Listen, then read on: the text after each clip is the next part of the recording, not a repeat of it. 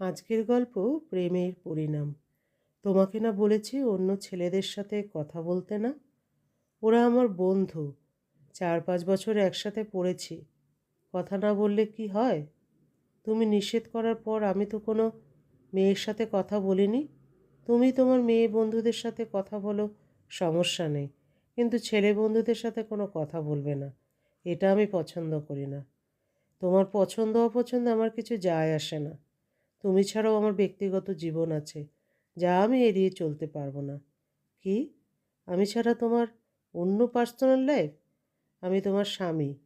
আমার কি তোমাকে কিছু বলার, নিষেধ করার অধিকার নেই? বেশি অধিকার ফলাতে এসো না।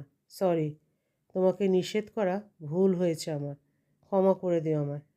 মেধার কথা শুনে সৌরভ খুব কষ্ট পেল। সৌরভ কল্পনাও করেনি এমন কথা বলবে বা বলতে পারে মেধা। নিজের অজান্তেই কয়েক ফোঁটা চোখের জল গড়িয়ে পড়ল। মেধাকে সৌরভ ভীষণই বেশি ভালোবাসে। কি ব্যাপার, না ঘুমিয়ে অমন করে কি দেখছো? আচ্ছা মেধা, ধরে নাও আমি নেই। আমাকে ছাড়া থাকতে পারবে? কেন, কোথায় যাবে তুমি? না, বলছি মানুষের এই আছে এই নেই, কখন কি হয় বলা তো যায় না, তাই। আচ্ছা, আমায় ছাড়া একা থাকতে পারবে? এসব কি বলছো, ঘুমাও তো। আমার কথা কি মনে পড়বে? না, একটুও মনে পড়বে না। আমি তোমার যোগ্য নই, তাই না? আমার এসব একটু শুনতে ভালো লাগছে না। ঘুমাও, আর একটা কথা বলবে না। মেধা ওপাশ ফিরে ঘুমিয়ে পড়ল। সকালবেলা চোখ খুলতে মেধা দেখতে পেল সৌরভ ওর দিকে চেয়ে আছে। সৌরভের চোখ দুটো লাল, পরিষ্কার বোঝা যাচ্ছে রাতে ঘুমায়নি সৌরভ। কি ব্যাপার, সারা রাত ঘুমাওনি? হ্যাঁ, ঘুমিয়েছি তো, একটু আগে উঠলাম।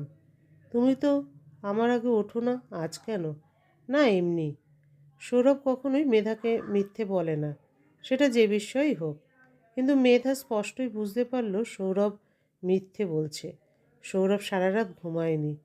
সৌরভ প্রতিদিন বের হবার সময় মেধার কপালে চুমু খেয়ে বের হয়। আজ দুবার চুমু খেলো।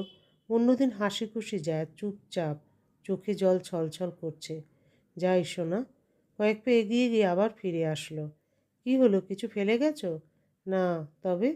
কিছু না বলে মেধাকে জড়িয়ে ধরল, কপালে আবার চুমু খেলো। লক্ষ্মী হয়ে থেকো মেধা। নিজেকে কন্ট্রোল করতে পারছে না সৌরভ। আর কিছু না বলে বেরিয়ে যায়। মেধার চোখে জল। মেধা ভাবছে সৌরভের কি হলো, ও তো এমন না। সৌরভকে খুব ভালো করেই চেনে মেধা। প্রেম করে বিয়ে হয়েছে ওদের। সৌরভ মেধার চেয়ে পড়াশোনায় কম মেধাবী, কিন্তু মেধা জানে সৌরভ ওকে নিজের চেয়েও বেশি ভালোবাসে। সৌরভ মেধাকে অনেকবার বলেছে, আমি কি তোমার যোগ্য? দেখো সৌরভ, ভালোবাসা যোগ্যতা দিয়ে হয় না। তুমি আর এসব কথা বলবে না। মেধা সৌরভের অনেক কথাই মানতে চাইতো না, যুক্তি দেখানোর চেষ্টা করত। সৌরভ কিছু বলতো না, জোর করতো না। বিছানা ঠিক করতে গিয়ে মেধা একটা চিরকুট পেল। সৌরভের লেখা। মেধা, তোমাকে ছাড়া থাকা কষ্টের। তোমার সাথে অন্য কাউকে দেখা আরও অনেক অনেক বেশি কষ্টের, যা আমি নিতে পারবো না, পারছি না। আমি চেষ্টা করেছি, কিন্তু তোমাকে ফেরাতে পারিনি। হয়তো আমার কোনো মূল্য নেই এখন আর তোমার কাছ থেকে, তাই চলে যাচ্ছি। আজ থেকে তুমি স্বাধীন, মুক্ত। মেধা আমার কথা মনে পড়লে আকাশের তারার দিকে তাকাবে। সবচেয়ে উজ্জ্বল তারাটাই আমি। দূর থেকে তোমায় দেখব, কথা বলবো আমার মেধার সাথে।